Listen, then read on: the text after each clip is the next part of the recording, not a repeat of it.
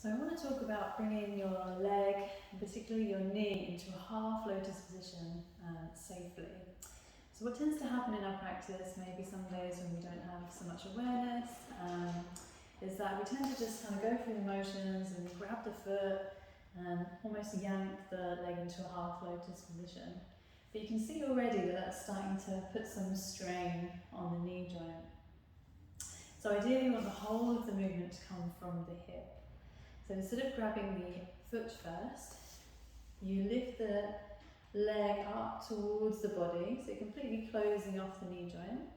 And then keeping that closed, we're going to open the hip out to the side.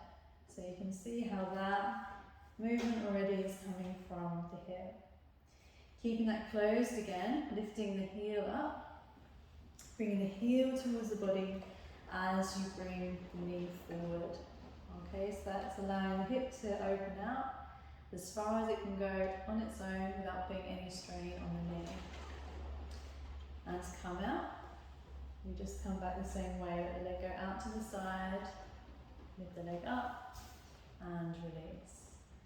If at any point your knee gives you any indication that it's not happy, so from a slight little niggle to a sharp pain or a dull ache, really that's the body telling you that it's not happy.